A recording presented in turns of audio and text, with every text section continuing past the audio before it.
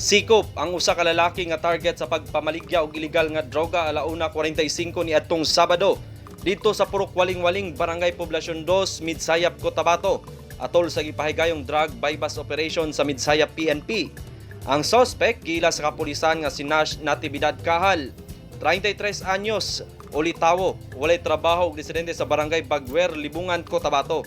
Nakuha sa otoridad gikan sa suspect ang tulo ka sachet sa ginatuwang shabu, usa ka rolyo sa pinaugang marijuana nga motimbang og 2.5 gramos og gibanabanaang mobalor og 18,750 pesos og kwarta nga 1,000 pesos bill nga mark money nga gamit sa usa ka police asset sa maong drug operation.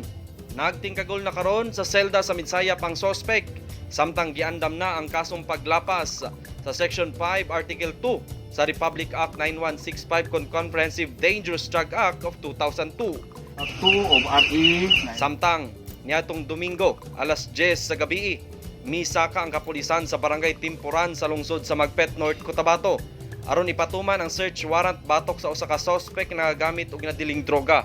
Naabtan sa mga pulis ang suspect sa ilang panimalay ug hubog pakini. Giila ni Chief of Police Police Major John Medel Kalinga ang suspect nga si Kerubin Romero Cusare Sr., 48 anyos, minyo ug residente sa Purok 1 sa nasampit nga lugar.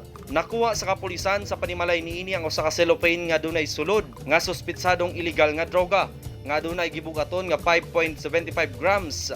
Ang gibana-banaang mo kantidad og nang himakak ang asawa sa suspect sa nakuha nga ebidensya kay matud pa niini wala nagatulak og illegal nga droga ang iyang bana. Apan gibarugan sa kapulisan nga aduna sila'y nakuha ang ebidensya sa iyang bana, hinungdan nga ila kining gidala sa presento. Marvin Revilla, Newsline Philippines, Province of North Cotabato. Stay safe.